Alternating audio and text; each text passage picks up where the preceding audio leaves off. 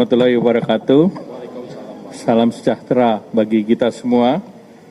Teman-teman media cetak, media elektronik, saya bersama Pak Gubernur Bank Indonesia, Ketua LPS, Pak Menteri Keuangan, dan Ketua OJK. Tadi rapat dengan Bapak Presiden dan dilaporkan kepada Bapak Presiden kondisi perekonomian saat ini yang dari hasil tadi pengumuman BPS di kuartal pertama baik, kita pertumbuhannya di 5,61 dan pertumbuhan ini adalah di antara negara G20 tertinggi. Jadi kita di atas Cina, di atas Singapura, Korea Selatan, Arab, bahkan Amerika. Dan pertumbuhan ini di atas daripada ekspektasi dari berbagai lembaga yang biasanya mereka rata-rata di angka 5,2. Kemudian dari beberapa pertumbuhan kita melihat bahwa pertumbuhan konsumsi baik di 5,52%, kemudian juga konsumsi pemerintah juga naik 21,31%, kemudian juga dari segi ekspor dan impor juga positif.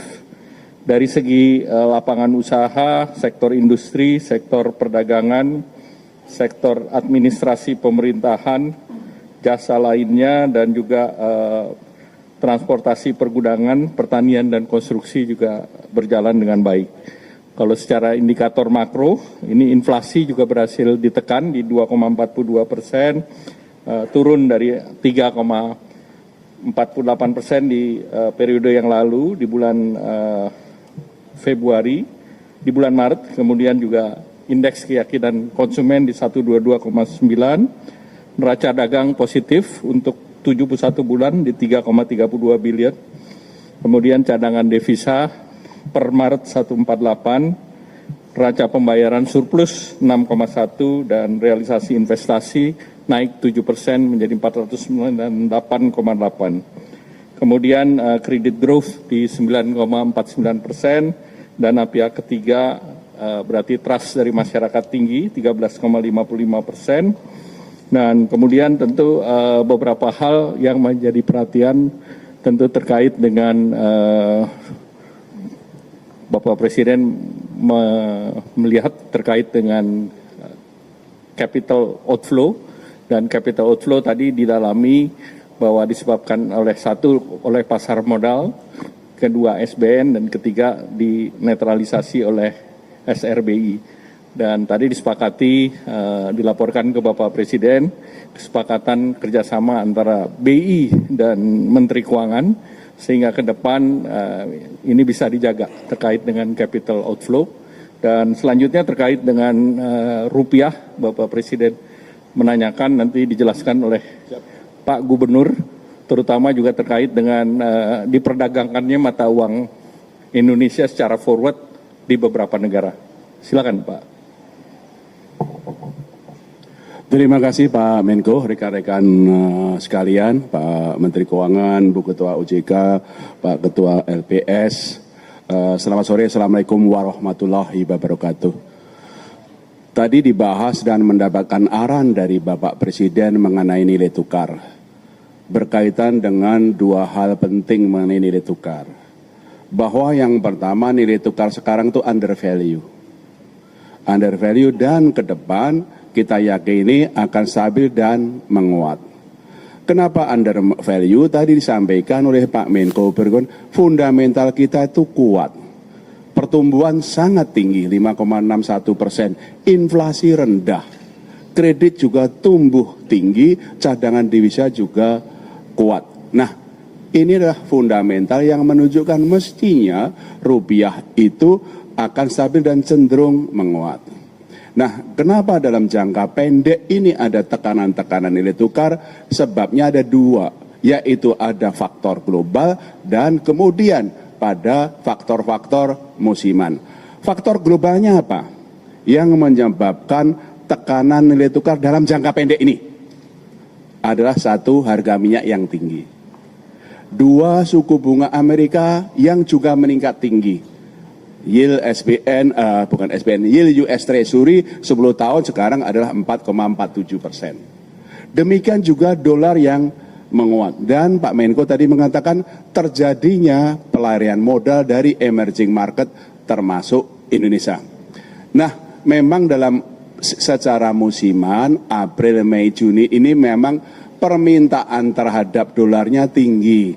Ada untuk pembayaran repatriasi dividen, ada pembayaran utang dan juga untuk jemaah haji. Tapi rupiah adalah under value dan ke depan akan stabil dan cenderung menguat. Itu nomor satu.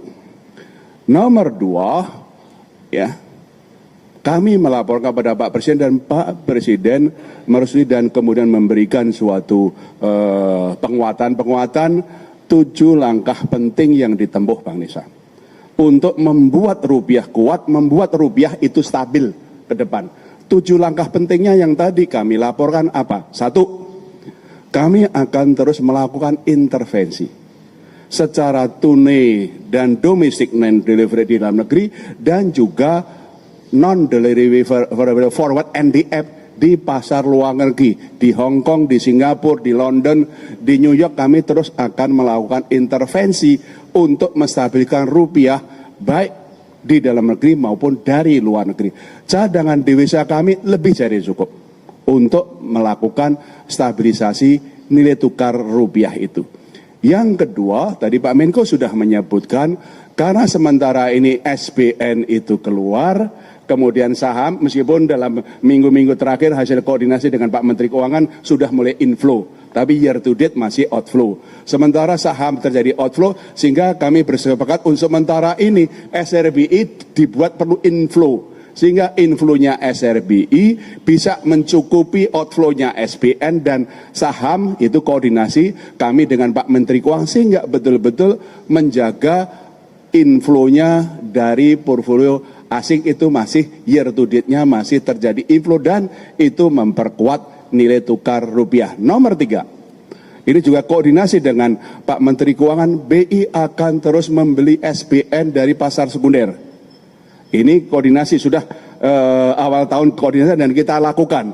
Kami sudah membeli SBN dari pasar sekunder year to date adalah 123,1 triliun rupiah dan kami akan melakukan koordinasi termasuk nanti Pak Menteri Keuangan bisa melakukan masalah buyback dan segala macam. Koordinasi sangat erat antara fiskal dan moneter. Kemudian yang keempat, kami juga dengan Pak Menteri Keuangan menjaga likuiditas di perbankan dan pasaran lebih dari cukup, yaitu terindikasi dari pertumbuhan uang primer yang selalu double digit. Di terakhir itu pertumbuhan uang primernya adalah 14,1%. Nomor 5, yaitu adalah yang kami sudah keluarkan adalah pembatasan pembelian dolar di pasar domestik tanpa underlying. Yang dulunya 100.000 dolar per orang per bulan kita turunkan 50.000 dolar per orang per bulan. Itu yang kami langsung koordinasi dengan KSSK untuk penguatan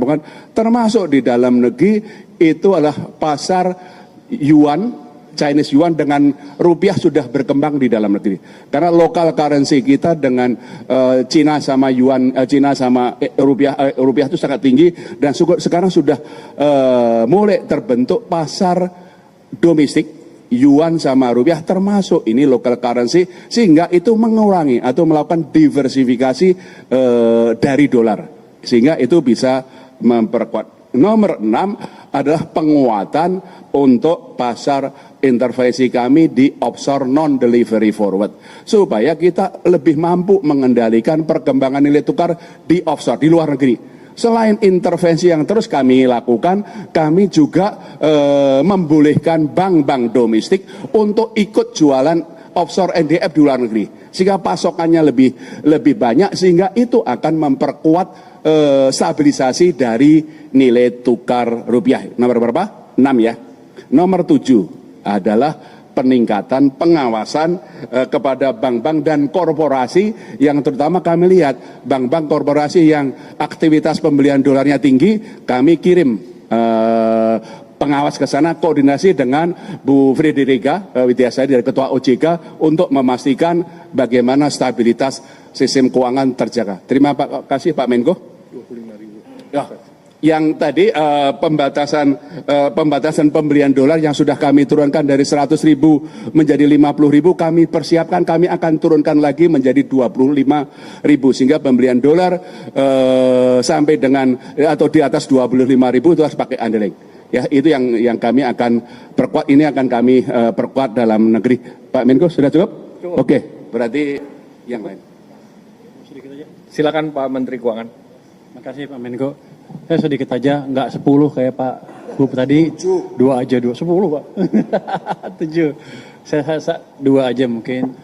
Yang pertama dari angka pertumbuhan ekonomi tadi yang keluar hari ini 5,61, itu kita diskusikan dengan Bapak Presiden bahwa kita memang sudah bisa membalik arah ekonomi. Dulu kan sebelumnya 5,39, sekarang 5,61. Dibanding sebelum-sebelumnya 5 atau di bawah 5 sedikit kan. Jadi ekonomi kita sedang mengalami akselerasi. Itu yang tidak disadari banyak orang sehingga orang agak takut dan keluar dari pasar modal. Kan saya kemarin bilang serok aja. Kalau mereka ikut mesti nanti ke depan akan untung banyak. Tapi jelas ekonomi sedang menuju pertumbuhan ekonomi yang lebih cepat.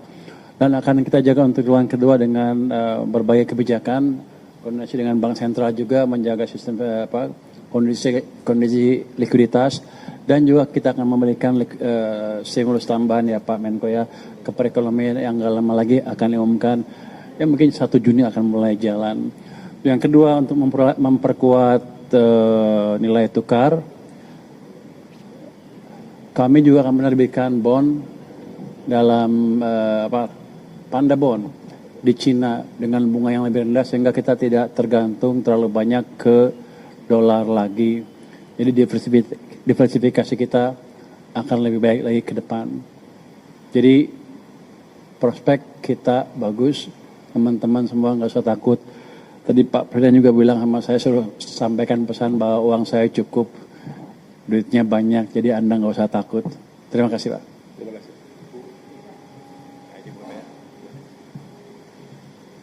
Terima kasih Pak Menko, yang saya hormati Pak Menko, Pak Gubernur BI, Pak Menteri Keuangan, Pak Ketua LPS, dan tentu saja rekan-rekan semua yang saya hormati. Selamat malam, Assalamualaikum warahmatullahi wabarakatuh. Baik, tadi kami menyampaikan dari forum tadi, pada intinya kalau dari kami menyampaikan mungkin concern dari yang disampaikan oleh Pak Menko tadi terkait dengan pasar modal. Dapat kami sampaikan kalau teman-teman lihat terjadi outflow ya, karena memang saat ini kondisi dari faktor geopolitik dan geoekonomi secara global, di mana tentu kalau dari the Fed higher for longer, makanya pada outflow. Namun selama kita yakini fundamental kita baik ya, kita harapkan ini akan bisa berbalik. Namun demikian dapat kami sampaikan bahwa setelah market event yaitu yang dicetuskan dari semenjak akhir Januari kemarin dari MSCI, dapat kami sampaikan bahwa seluruh hal-hal yang menjadi concern dari global investor terkait dengan transparansi dari pasar modal Indonesia, di mana data dari 1% pemegang saham sudah kita buka, kemudian granularity dari data dari 9 klasifikasi menjadi 39 sudah kita sampaikan secara sangat granular. Kemudian ultimate beneficial owner juga sudah kita sampaikan, dan juga satu lagi terkait likuiditas yaitu untuk free float di atas 15% dengan stages yang kita sampaikan. Nah kemudian kalau kita melihat bagaimana perbaikan-perbaikan ini tentu menimbulkan implikasi ya.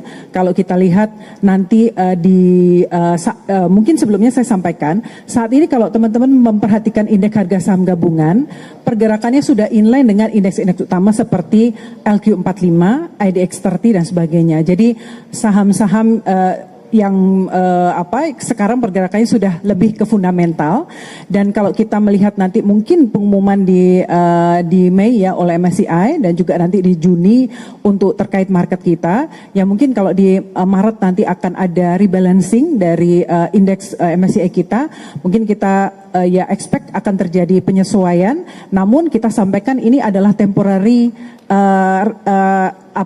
dampak temporary dari perbaikan yang kita lakukan, seperti short term pain gitu ya, tapi harapannya ke depan akan semakin baik secara fundamental, dan kita harapkan ini akan semakin baik karena kita terus memperbaiki, contohnya untuk pendalaman pasar. Teman-teman kalau melihat angka, jumlah investor di pasar modal kita dalam 1 tahun tuh naik sekitar 5 juta SID. Jadi kita pendalaman pasar, bagaimana investor domestik kita tingkatkan supaya kalau terjadi gonjangan di luar tetap lebih stabil untuk market kita. Mungkin dari kami itu Pak Menko, terima kasih. Terima kasih Ibu Fredrika Widiasari. Yang terakhir terkait dengan regulasi devisa hasil ekspor sumber daya alam. Jadi revisi perubahan terhadap PP 36 sudah difinalisasikan dan akan diberlakukan per 1 Juni 2026. Jadi perubahan bahwa DHE SDA wajib masuk ke Himbara dan dikonversi ke rupiah maksimum 50%, dan juga terkait dengan sektor ekstraktif atau oil and gas itu berlaku seperti yang sekarang, yaitu yang berlaku 3 bulan. Baik, cukup. Ada pertanyaan?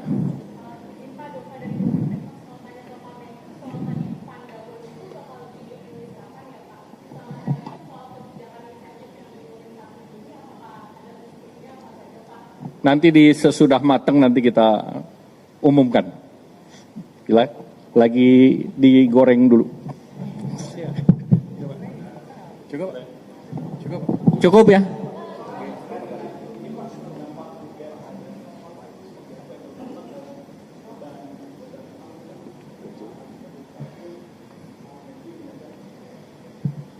Jadi angka-angka yang saya sebut waktu itu dengan asumsi $100 per barel itu sudah memasukkan asumsi nilai tukar yang tidak jauh dari sekarang. Jadi angkanya nggak berubah, jadi fiskal tetap aman, sudah kita perhitungkan. Baik, terima kasih. Wassalamualaikum warahmatullahi wabarakatuh. Terima kasih.